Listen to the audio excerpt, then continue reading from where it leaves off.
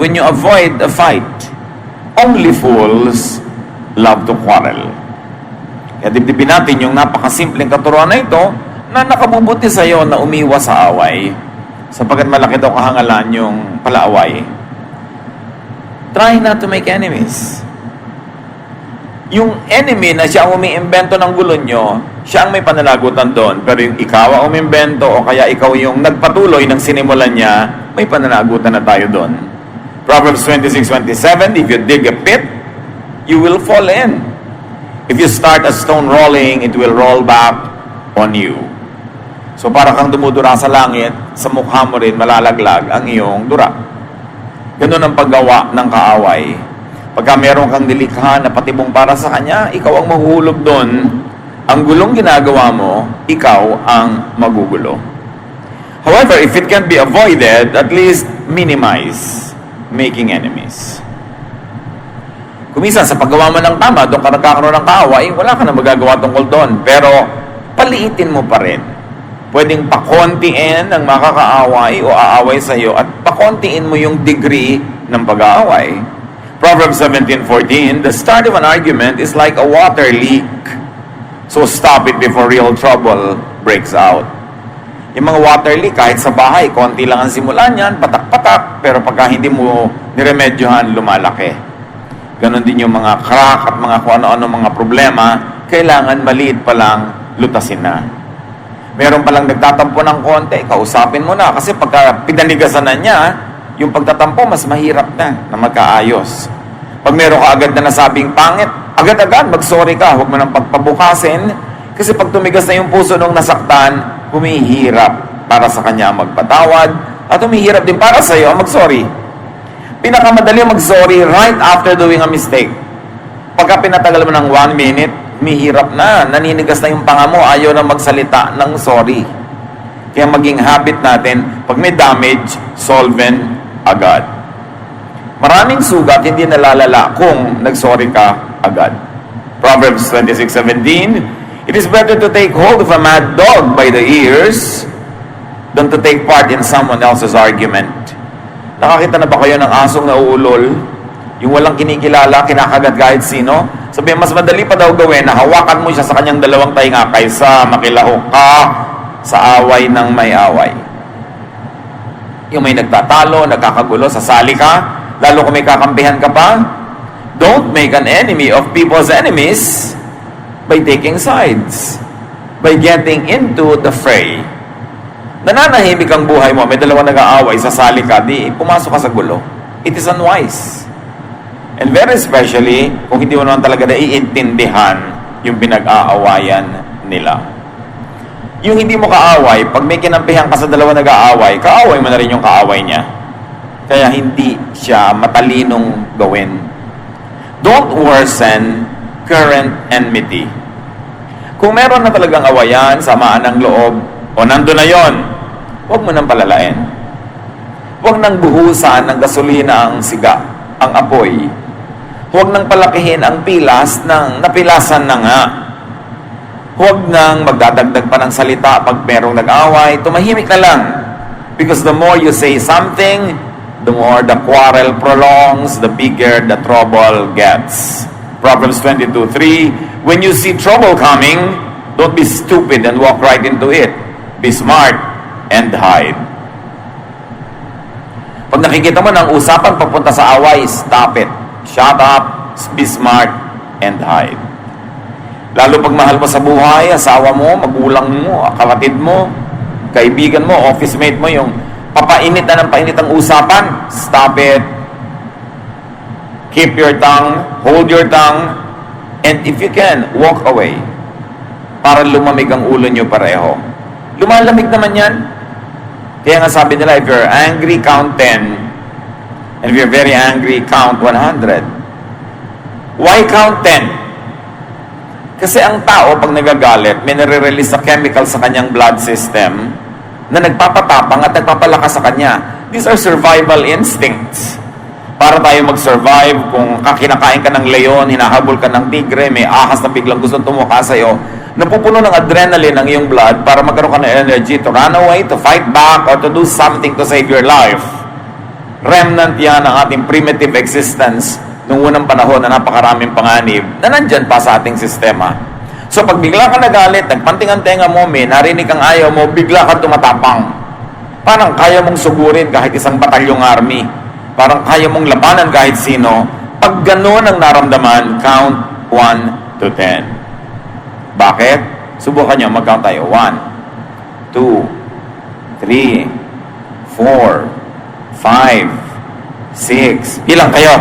7, 8, 9, 10. Siguradong hupa na ang galit mo bago mag-10. So may sinabing nakakainis ang asawa mo, gusto mong sabihan din ang nakakainis, count ka muna. Yan ang ginagawa mo, nagbibilang. Count tayo pareho, daddy. Sabi ko nun, 1, 2. After 10, matatawa na kayo. Kasi lampas na yung silakbo ng damdamin. Yung tinatawag nila kung isang temporary madness na pwede mong gawin defense sa court. Palampasin ang galit. Kasi sandaling-sandali lang, dahil hindi kaya ng body mo na magkaroon ng adrenaline for too long. It takes a lot to get that energy and it will not stay long. So pag nagalit ka, bago ka magsalita, count 1 to 10, gawin nyo yan, it works. At kung galit na galit ka, count 100. Siguradong nakaalis na siya, gusto mo mang saktan, hindi mo na masasaktan kasi wala na. Mas mabuti na yon kaysa mamaya, lifetime ka nanunuyo, 5 taon kang nagme-makeup, hindi pa rin sapat. Kaysa napawalan mo ang iyong galit. So be smart and hide when you see trouble coming. Pag kami galit na galit sa'yo, sinusugod ka, try to be invisible for a while. Be out of sight. Para yung galit niya na dapat ibubunton niya sa'yo, humupa na muna bago kayo magkita. Huwag niyong sasalubungin ang galit ng kapwa. Kasi ang taong galit ay nauulol, nababaliw, nawawala ng katwiran. At maaari kanyang masaktan, pwede ka pa niyang mapatay. It is wise to avoid that kind of trouble. And go for peace. Ang lagi nating hanapin, planuhin, hangarin, kapayapaan, katahimikan, katiwasayan with our fellow men. So make friends, make peace with your accuser. Pag kami nagagalit sa'yo, dinedemanda ka, make friends, especially if he or she is right. Make peace with those that you have wronged. Marami namang taong nagawa natin ng mali, ang hinihintay lang mag-sorry ka eh. Ang hinihintay lang, aminin mo ang iyong pagkakamali, umiga ng tawa at tapos na. Bihirang tao rin yung gustong galit siya, na gusto niya may kagalit ng matagal. Ayaw ng tao no normally. So kung ikaw na maunang magpapakita na gusto mong makipagkasundo, siya man, unless abnormal siya, ay gugustuhin na rin niyang makipagkasundo sa iyo. So 8 out of 10, pag nakipagkasundo ka, makikipagkasundo rin sa iyo. May 2 man na hindi pumayag, at least 2 na lang kaysa 10. Yan yung sinasabi natin, minimize your enemies. Jesus says in Matthew 5, 25 to 26, before you are dragged into court, make friends with the person who has accused you of doing wrong. If you don't, you will be handed over to the judge and then to the officer who will put you in jail. I promise that you will not get out until you have paid the last cent you owe. So kung meron ka pinagkakautangan, makipagkasundo ka na agad. Kahit mga credit card na di nyo mabayaran, mga utang na di nyo mabayaran, bago kayo ilagay sa collection department, o bago na i-turn over sa collection agency, makipagkasundo na kayo sa bangko.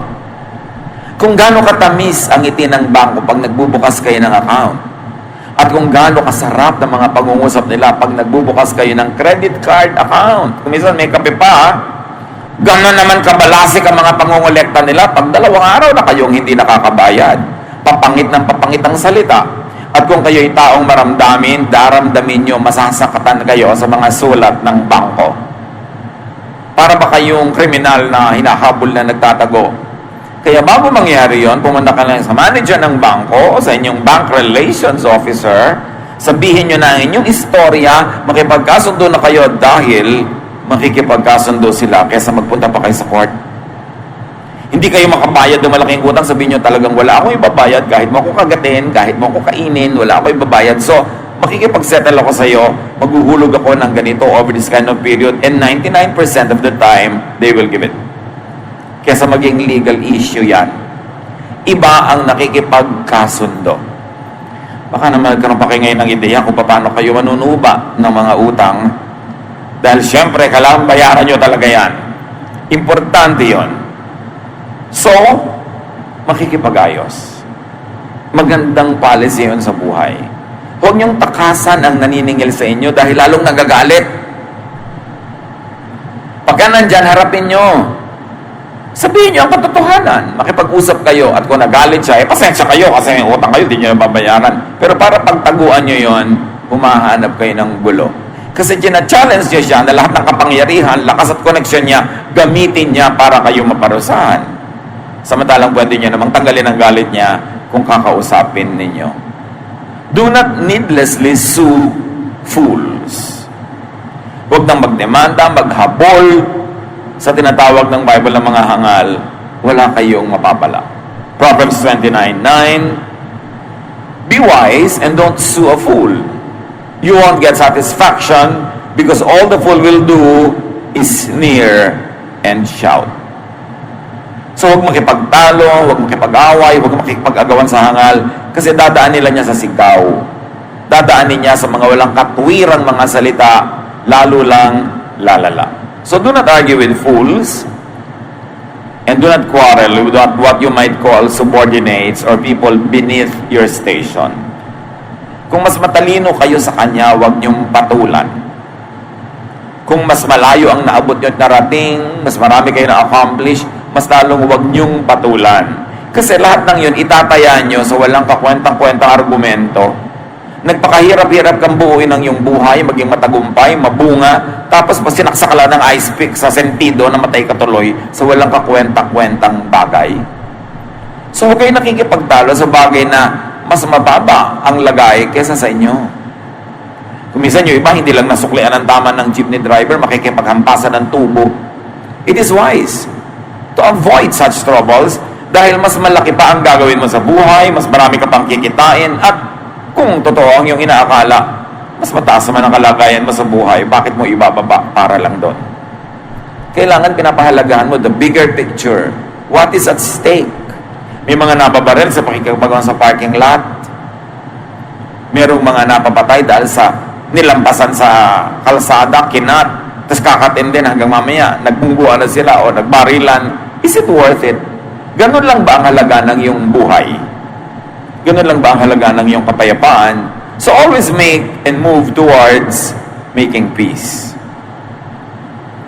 Tuwing may kaaway, ang langing hakbang mo patungo sa kapayapaan, hindi sa pagpapalaki ng away, hindi sa pagpapalaki ng gulo.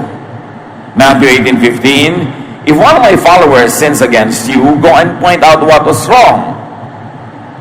But do it in private, just between the two of you. If that person listens, you have won back a follower. Apply it to a friend, apply it to a colleague. Pag na-offend ka, may ginawa siyang mali, puntahan mo quietly, sabihin mo ang iyong nadarama, kung nasaktan ka, sabihin mo, humingi ka ng paliwanag, and most of the time, these people will appreciate your effort, say sorry if they are wrong, and then peace will reign. It is important na pagkagalit ka sa isang tao, may nagawa siyang mali, siya ang kausapin mo, huwag mo siyang ikwento sa iba. Malalaman niya yon, magagalit siya lalo, lalaki ang gulo.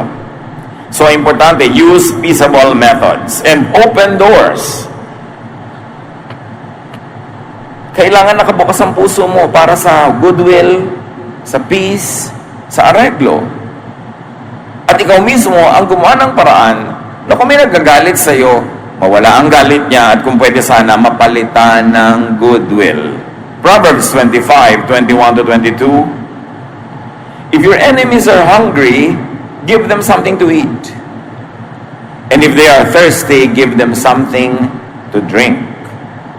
This will be the same as piling burning coals on their heads, and the Lord will reward you.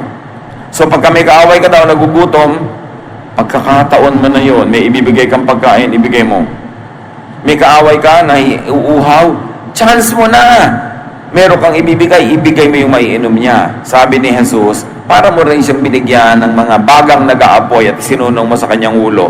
Akala nung iba, tinorture mo yung tao, no. Nung araw, walang lighter, walang posporo, walang mga automatic na pinanggagalingan ng apoy. So dapat ang bawat bahay, merong laging burning stove.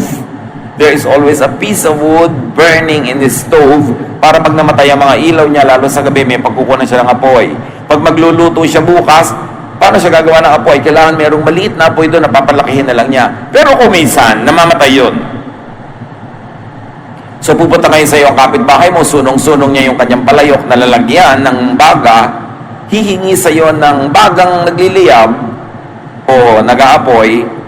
Pag nilagyan mo yung sunong-sunong niya na palayok ng bagang nag-aapoy, ibig sabihin, binigyan mo siya ng fire, binigyan mo siya ng bagong pang-start ng kanyang ilaw, ng kanyang pagluluto. So, ginawa mo siya ng pabor. So sabi, giving drink to your enemy, giving food to your enemy is like heaping burning coals on their heads. Pag binasa mo kasi yan, nang hindi mo naintindihan yung cultural context, akala mo sinunog mo yung bumbunan niya, pa naging bibingka siya, nakaganti ka tuloy. No, it is good for these people to have the fire coming from you. At ang mga tao ng araw, sinusunong nila talaga yung baggage nila, bihira nilang hinahawakan, kasi their hands should be free to hold on to whatever. Kung minsan bumababa sila ng mga bangin-bangin, may landas-landas, dapat yung kamay nila free. So nasa ulo nila yon. So, build bridges. Sabi nga nila, people are lonely because they build walls instead of bridges.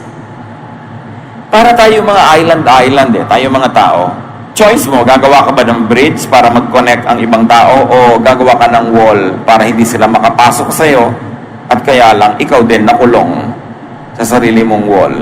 And this wall can be your ugali, asal, kakulangan ng pakikipagkapwa. Proverbs 15:1, a kind answer soothes angry feelings, but harsh words stir them up. Pag may nagagalit sa'yo, nagtatanong, naninita, pag mabait, malumanay ang iyong sagot, humuhupa ang kanyang galit.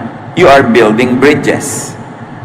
Pero pagka pabalang-balang ang sagot mo, lalo siyang magagalit, you are building walls para hindi kayo magka-connect at magkasundo kahit kailan.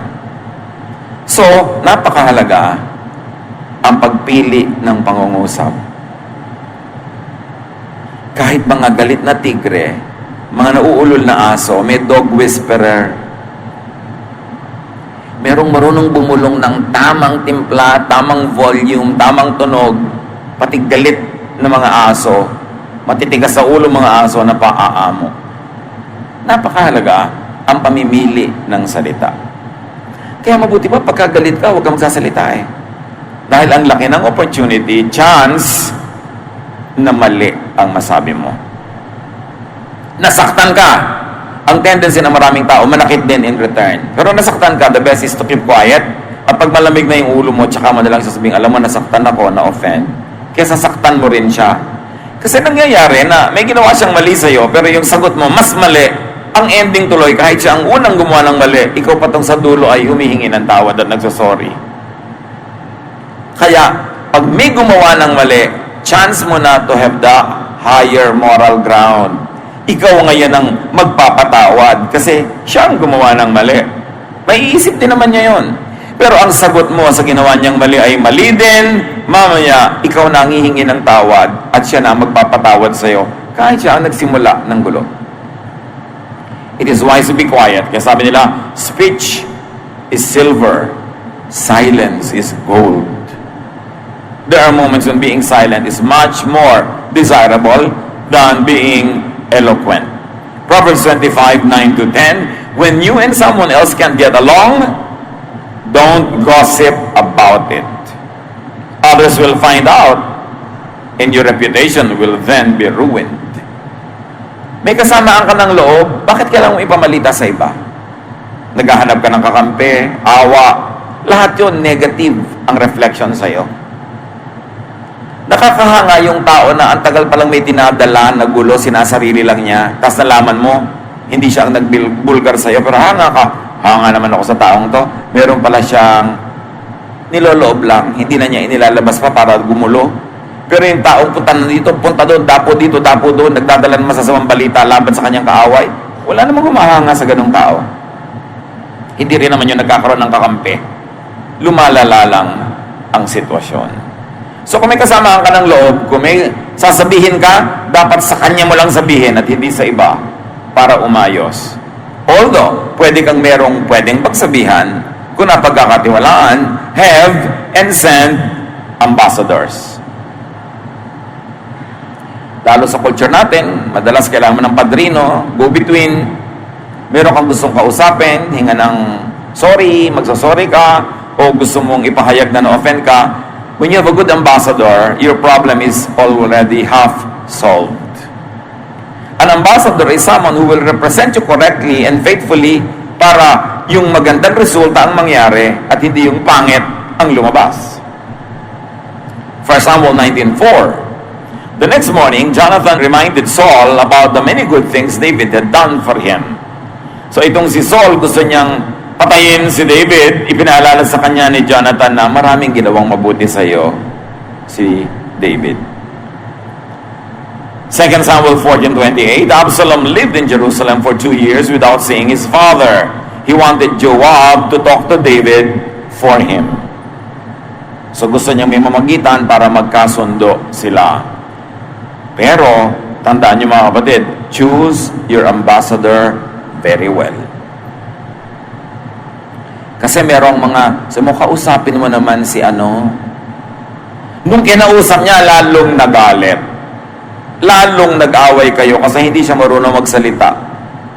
O kaya talagang likas siyang intrigera o intrigero na sa pagsasalita niya, pangit ang lumalabas, lalong nagagalit yung kausap niya.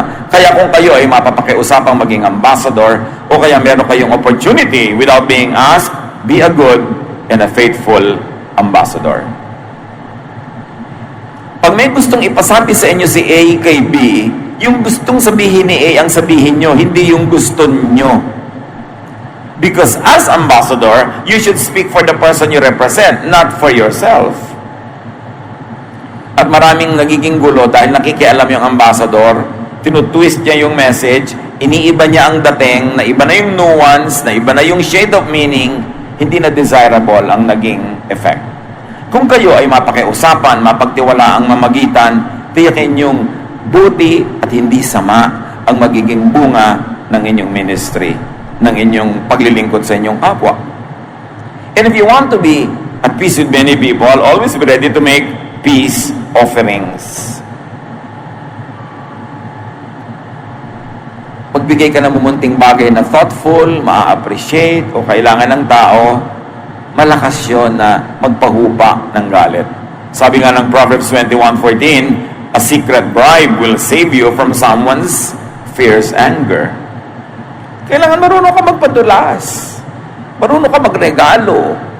This is not to corrupt justices. Yan ang masamang bribe. Nagbabribe ka para yung case mo, masama ka, ikaw manalo. Yan ang masamang bribe. Pero yung medyo mabagal-bagal at napakabagal ng clerk, inabutan mo ng butong pakwan, bumilis, hindi na masama.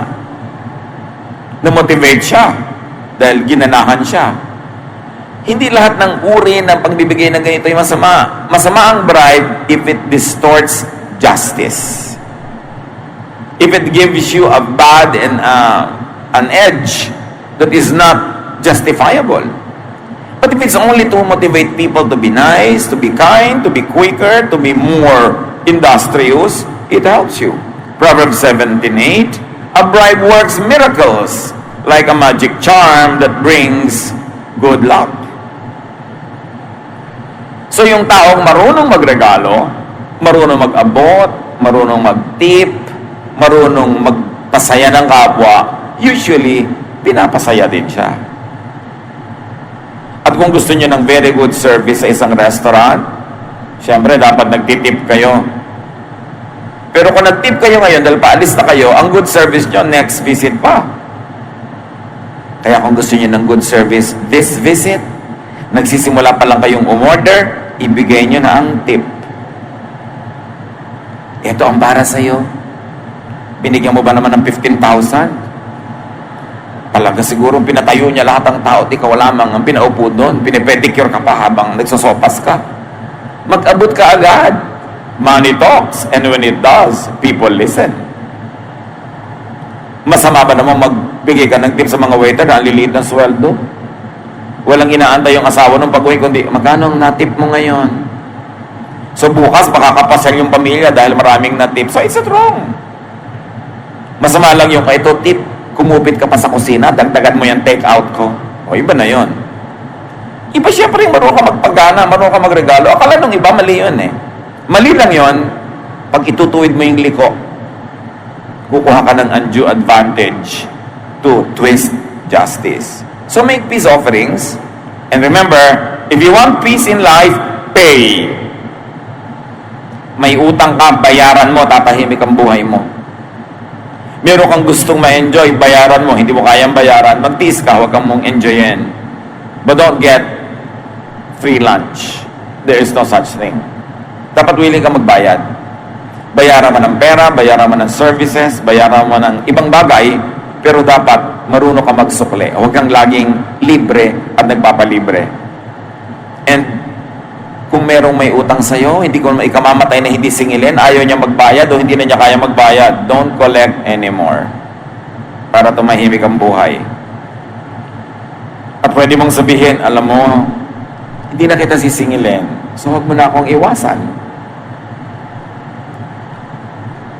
Kasi kahit naman singil ka ng singil, hindi ka rin nakakasingil, nagagalit ka, nagagalit siya sa'yo, wala ka rin namang napala, sayang naman yung galit mo. So patawarin mo na. Rebuild damaged friendships. One of the few things that you can never make is to make old friends. You can make new friends, but you cannot make old friends. So napakalaking kamalian to turn old friends into enemies. At napakalaking sayang pag pinayagan mo na ang isang old friend maging enemy mo dahil siya ang nagalit sa'yo, tapos hindi mo sinuyo, hindi mo kinausap. Today, you can make a new friend, pero today ba makakagawa ka ng 30-year-old friendship? No. You can only lose it, but you cannot make it. Kaya ang old friends, pinapahalagahan. Hindi ka makaka-invento ng old friend. Ibabalik mo ang panahon. Yung iba, kulang na kulang sa katinoan. Yung mga matatanda at dati ng kaibigan, yun pa ang inaaway. May pinagsamahan kayo, kilala niyo ng mga ugali ng isa't isa. Doon ka palalayo ang loob, lugi ka. Kailangan pahalagan mo ang old friends. Because life is better with friends. Proverbs 18:24, a true friend is closer than your own family. So do not lose a friend, and do not let a friend become an enemy. Dahil yung katotohanan na sinasabi, your best friend could be your worst enemy. Yan ang nakakalam ng lahat ng lihim mo. Pag yan ang nagalit sa'yo, logi ka. So dapat pinapahalagahan mo ang isa't isa. Life is worse with enemies. Better with friends, worse with enemies. You are better off without enemies. And if you have an enemy and you really like to be a winner, the best way to win over an enemy is to turn him into a friend. Doon ka lang nanalo sa kaaway pag naging kaibigan mo siya. Pero nasaktan mo siya, nasunog mo yung bahay niya, nabaril mo yung asawa niya, sa palagay mo panalo ka doon? Sa palagay mo hindi siya maghihiganti? O siya ang sinira mo, sa palagay mo walang mahal sa buhay yun na maghihiganti para sa kanya? Ang isang kaaway na hindi mo nagiging kaibigan is a great loss. So para ka magtagumpay at para ka magsaya, magdiwang, pag lang ang dati mong kaibigan ay dati mong kaaway ay naging kaibigan mo na. O at least, hindi mo na siya kaaway. Kaya ang sabi ni Jesus, love your enemies. Sa palagay nyo, ipinapadehado tayo ni Jesus kaya sinasabi niyang love your enemies? No, Jesus wants you to be a winner. Because when you love your enemies, the natural tendency is for them to love you back. It might take some time and a lot of investment, but it can happen. And only when your former enemy loves you now and is your friend will you really be victorious. Doon palang tunay ang tagumpay. Peace is important. We don't want enemies. Kaya merong isa tayong project na pinakamabilis itong gumawa ng enemies. Next to pangungutang na hindi pagbabayad, pagdaldal ng mga walang katuturan, pagsasalita ng mga masakit, o pagbubulgar ng mga sikreto. Diyan tayo nagkakaroon ng kaaway. Proverbs 21:23, watching what you say can save you a lot of trouble. Maraming tao nagkabuhol-buhol ang buhay, naalagay sa gusot at sa gulo dahil sobrang matabil. Sobrang mabilis magsalita. Nagbubulgar ng mga sikreto, nangaaway ng mga tao, nananakit ng damdamin, gulo ang iuwi niyan sa buhay. So do not make enemies with bad words. Instead, make friends with good words. Choose your words. Psalm 34:14, do good instead of evil, and try to live at peace. Sandali lang ang buhay. Pag nabuhay ka ng 60, 1/3 of that tulog ka. So 40 na lang ang natira na years na gising ka. Tapos may kaaway ka pa. Sayang ang panahon. Sayang ang energy. Pag may nakasakay ka sa jeep na nakaaway mo, hindi kayo nagtitingin na nakakapanigas yata ng leeg yung ayaw mo siyang makita. Nakita kayo sa isang okasyon, gusto mo nang umalis agad, ang hirap ng damdamin mo, sayang ang okasyon. Alisin ang mga kaaway sa buhay. Kung hindi natin sila kayang gawing kaibigan, at least alisin ang pagiging kaaway, coexist.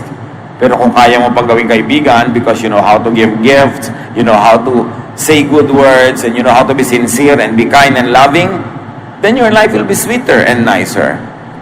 Kahit anong gawin natin, gumawa ka ng kaaway, gumawa ka ng kaibigan, sandali lang ang oras natin sa mundo. It is nicer kung friends ang mga nakapaligid sa atin, or at least hindi enemies. Sabi ni Jesus, I came that you might have life and have it to the full. And one of the secrets, of course, is being loved by others and loving others, because life becomes infinitely nicer and better when there is love, or at least goodwill going around. Dear Lord, teach us to be agents of peace. Turuan niyo kayo, Panginoon, na suriin ang mga sarili namin, makita namin kung ano sa mga pananalita, gawi, asal namin ang lumilikha ng kaaway, at ito'y maituwid namin, maitama. Ipakita niyo rin ang mga pamamaraan namin na mabuti, nakagagawa ng mga kaibigan, napapamahal kami sa kapwa, at nang ito'y lalo namin ma-develop. Mga anak niyo kami, O Diyos, we should be agents of peace. We must be loving, and because you love us, you want us to get loved as well. So teach us to be lovable. Teach us to watch our tongues, our lifestyles, so that we will have more friends and less enemies. Pagbulay-bulayan natin mga kapatid, i-apply agad sa ating mga pamilya, sa inyong workplace, sa inyong mga kaibigan, and then to your greater and bigger community. Dear Lord, all your people are silent before you for a while, give everyone wisdom to apply these powerful truths in everyone's daily life.